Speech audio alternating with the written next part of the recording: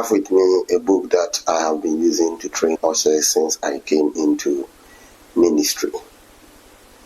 The book is titled The Usher's Handbook, and it has about 5 chapters. After the introductory chapter, you come to Biblical Foundations of Ushering, then Job Specification for Ushers, the Usher's Code of Conduct, and finally Summary and Conclusion. In this video, I would like to walk you through the Biblical foundation of the ushering department of our worship system or of our church. Who is a church usher? Here I define a church usher as a person in the church who escorts people to their seats and who ensures that everything is moving on well throughout the service, even before, during, and after. The usher is actually the first person or the first official representative of the church that anybody comes into contact with when the person attends church. And so the usher's role is very important as far as the church's life or services are concerned. Like any other ministry, it has biblical antecedent, and so that is what we intend to look at in this video. In the Old Testament, we had tabernacles before we later had the temple, and ushers were referred to as doorkeepers or gatekeepers. In scripture, when we talk about a doorkeeper or a gatekeeper, then we are talking about one who would open the door to permit people to enter the tabernacle or the temple, or keep the door closed to keep people out of the temple.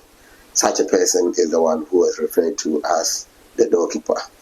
When you read 1 Chronicles chapter 9, you find that ushers performed a number of duties, such as opening of the temple every morning, caring and protecting all the precious vessels, preparing certain food items for sacrificial rituals, as well as guarding the temple. The following facts could be gleaned when one reads that passage, that is 1 Chronicles chapter 9. First of all, the total number of people chosen to be gatekeepers at the thresholds was 212. You'll find this in verse 22. Number 2, the gatekeepers were appointed by David and Samuel. This is found in verse 23. Then number 3, the gatekeepers were on the 4 sides of the temple or the tabernacle, and the sides were the east, west, north, and south. You find this in verse 24. Then point number 4, there were 4 principal gatekeepers who were Levites and were entrusted with the responsibility for the rooms and treasuries in God's house. Verse 26 will tell you that. Number 5, the gatekeepers or the doorkeepers guarded the temple and had charge of the key for opening it each morning. This is found in verse 27. Then the 6th point is that they were in charge of the articles used in the temple service. They counted them when they were brought in and when they were taken out. So they took stock from time to time, ensuring that none of the articles was lost. You find this in verse 28 of 1 Chronicles chapter 9. The next point is that some of the ushers or the gatekeepers were assigned to take care of the furnishings and all other articles in the sanctuary, as well as the flour and wine, and oil, incense, and spices. And this is found in verse 30. Then verse 32 tells us that one of them was entrusted with the responsibility for baking the offering bread.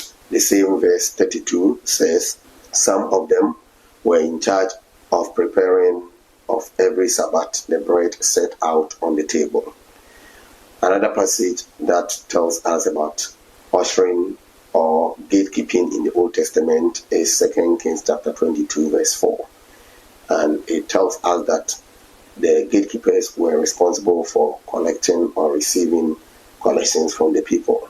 I read, "Go up to Hilkiah the high priest, that he may reckon the amount of the money which has been brought into the house of the Lord, which the keepers of the threshold have collected from the people."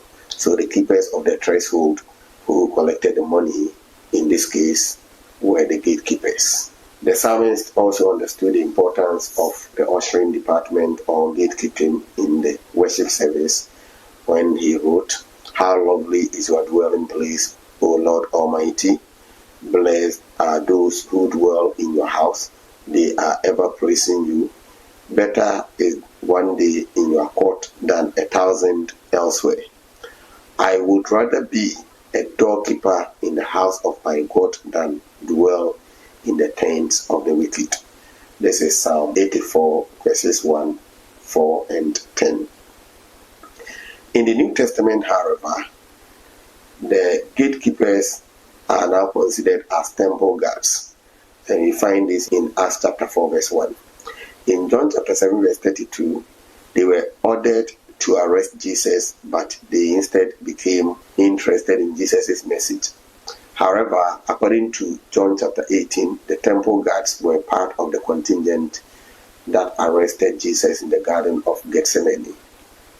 Early in Christian history, or early church history, indicates that ushers became porters, overseers of the doors.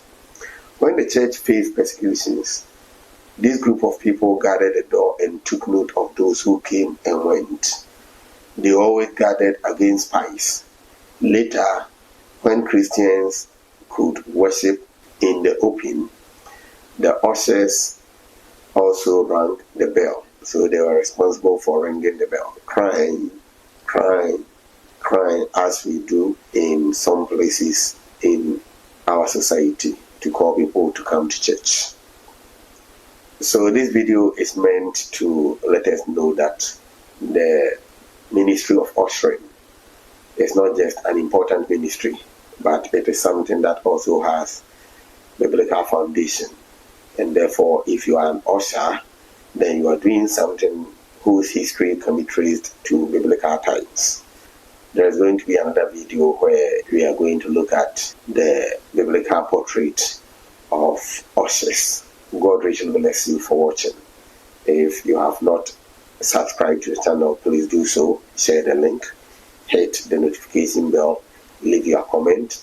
Let us interact. Shalom. Bye for now.